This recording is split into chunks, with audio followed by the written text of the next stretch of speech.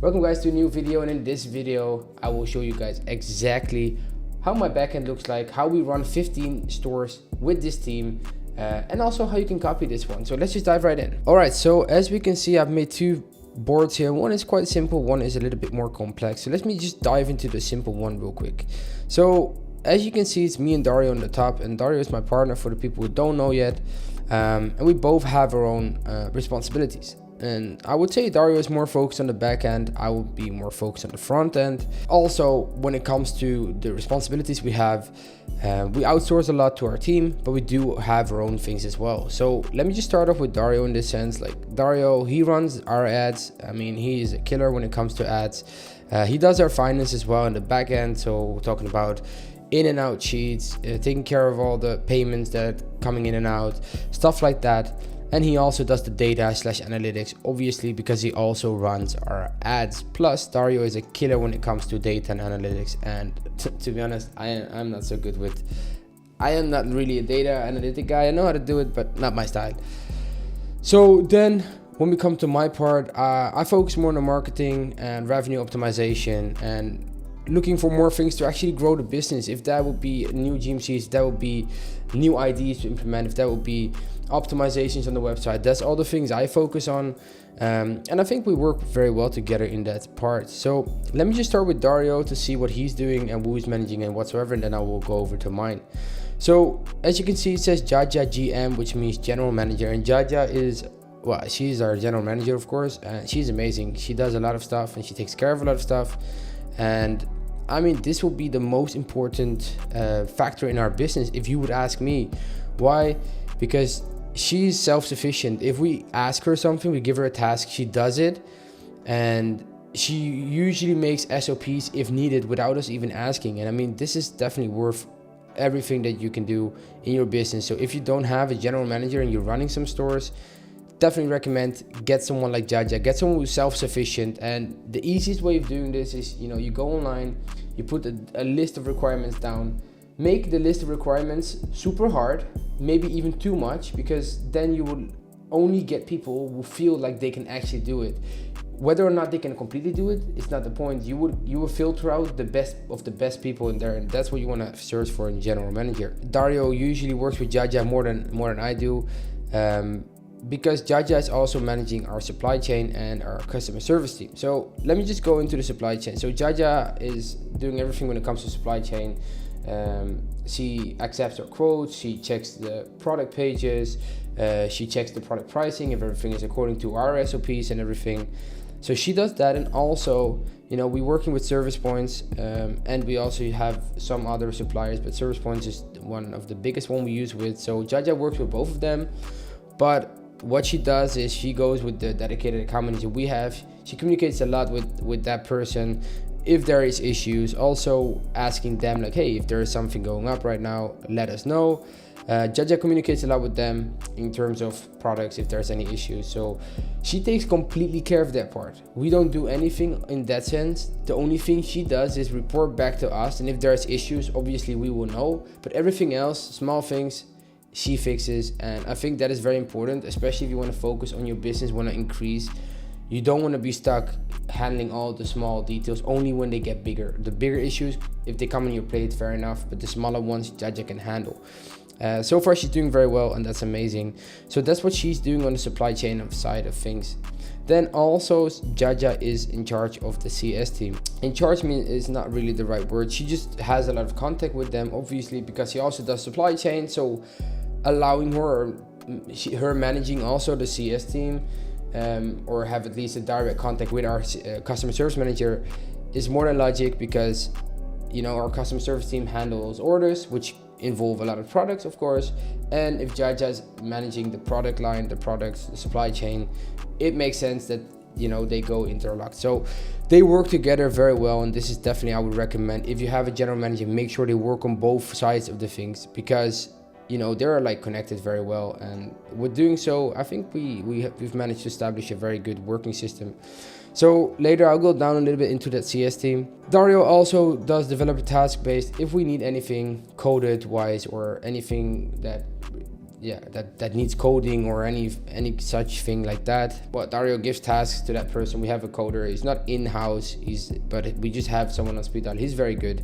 We make a quick video, a Loom video, say this we want, has to be done by this date. Okay, done. It just gets done. Same goes for general side jobs. I mean, these are jobs we cannot really put like a consistent structure on it, because it will be one-time tasks or stuff like that.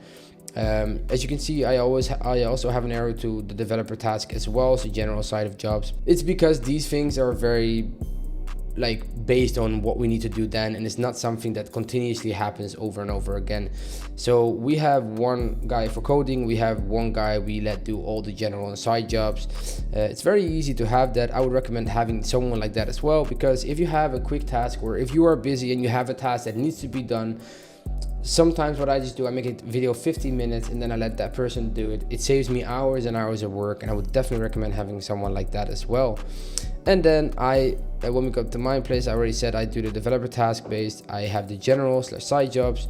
I also speak to Jaja, but Jaja mostly report back to Dario.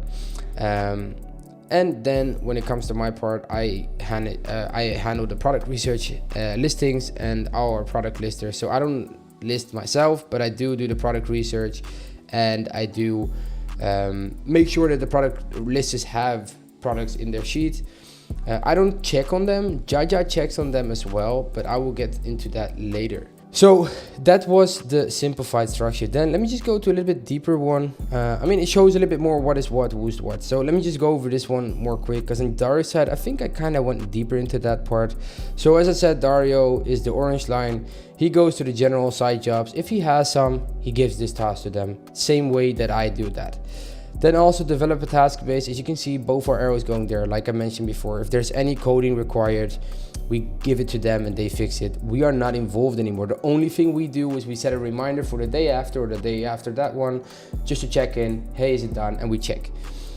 Then, as I said, Dario reports to Jaja, so he talks to Jaja, of course, and Jaja manages our supply chain, which follows up service points or any other supplier we have. That line I already explained, so we don't have to go deeper into that one. Then also she manages our CS team manager. We have a customer service manager. It is not even in-house actually, but we started working with them a few months ago. They're very good. They're very involved as well in our team meetings.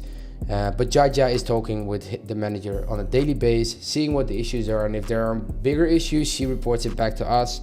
Our customer service manager manages employees. I mean, the amount of employees, it depends completely on volume. If we have way more volume, we need way more staff, but he has a lot of people working for him, so we don't have to worry about that, which is very nice. So we don't have to continue to look. If you have a CS manager in-house, I would recommend making sure that that manager has the ability or has the possibility to find people himself or herself, so you don't have to worry about getting all these parts in your business moving. This person is responsible, this person has to manage that one, and he has to figure out who comes in their business, right?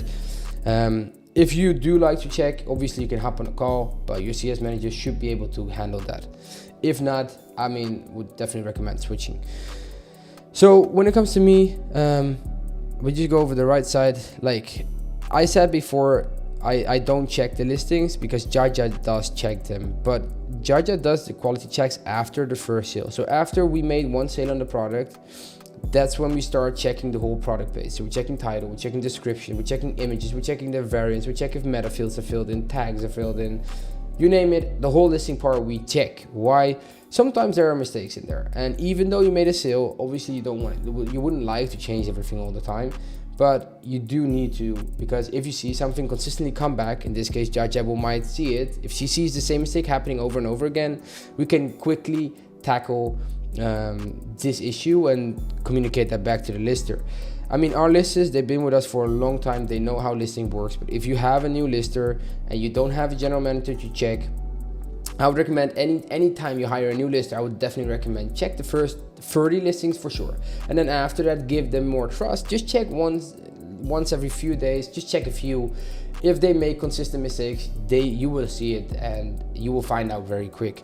Once that lister knows pretty much everything, you maybe have to check once every so many weeks or once every month, Or if you do a quality check after the first sale, which we are doing, you will spot the same mistakes. So Jaja is doing that. So she's not really managing the product listers.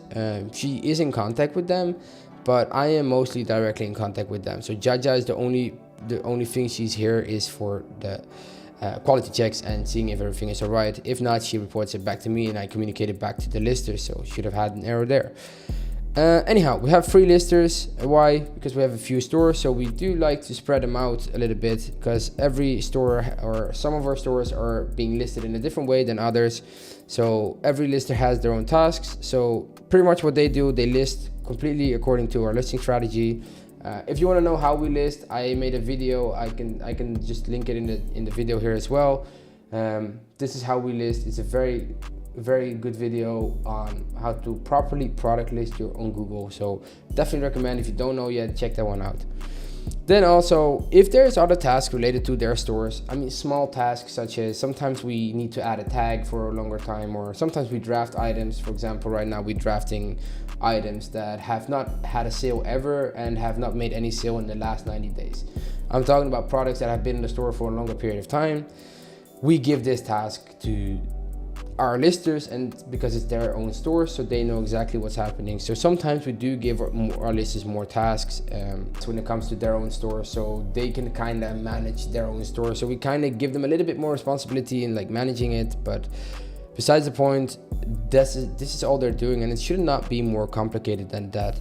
In my opinion, it looks maybe not so big, especially here. This is a small diagram, but more complicated, you don't need to make it. I mean, I see a lot of people have super complicated stuff. I mean, maybe if you look in this right now, you see, hey, I'm missing a chargeback manager or whatever, a dispute rate manager. Our CS team handles that as well. But yeah, obviously you can put more people into your business, but I mean, our general manager manages a lot, and then our listers know what to do, so we don't have to continuously check them.